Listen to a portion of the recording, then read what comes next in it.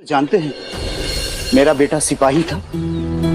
अंग्रेज सरकार के हुक्म से अपने साथियों के साथ एक डाकुओं की टोली को पकड़ने गया था। उसे अपने कर्तव्य में जीत तो मिली,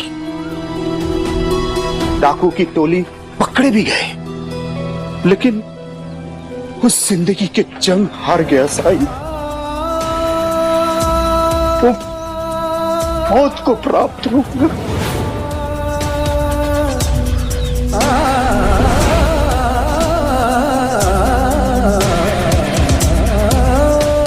संभालिए खुद को।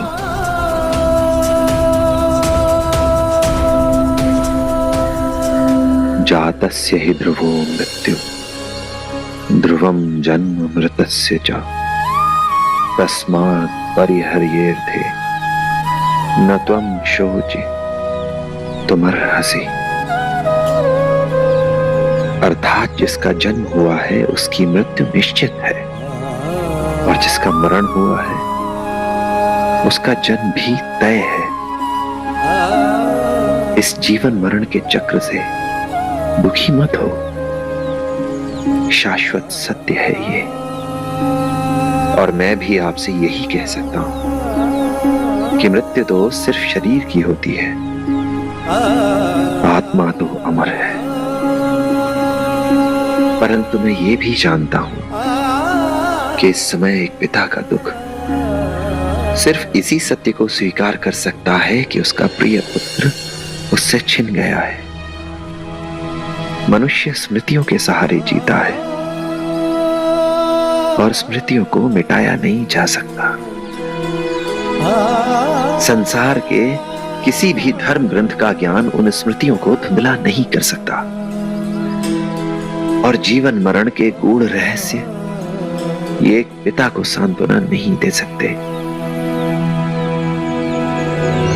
आपके बेटे ने इस समाज की डाकुओं से रक्षा करने के लिए इस समाज की सेवा में अपने प्राणों का त्याग किया है, और समाज की सेवा करने वाले ऐसे वीर सपूत वो मरते नहीं हैं।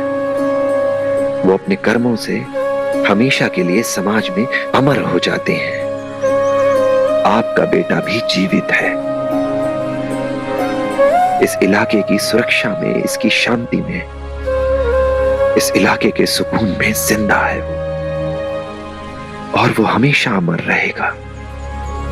अपने स्वार्थ के लिए जीने वाले बहुत से लोग होते हैं, पर दूसरों की सेवा में, उनकी सुरक्षा में निस्वार्थ प्राण त्याग देने वाले इस वीर पिता के वीर सपूत कम ही होते हैं।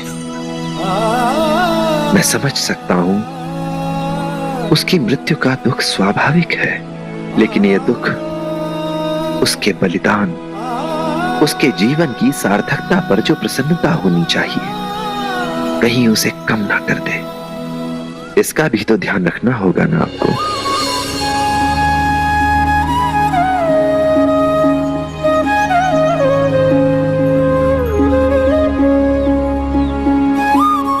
आप बिल्कुल ठीक कह रहे हैं साई। मेरा कमजोर होना मेरे बेटे की वीरता का अपमान होगा। मैं पूरी कोशिश करूंगा इस जीवन को उस वीरता से जीने की, जिस वीरता से मेरे बेटे ने मौत को स्वीकार किया।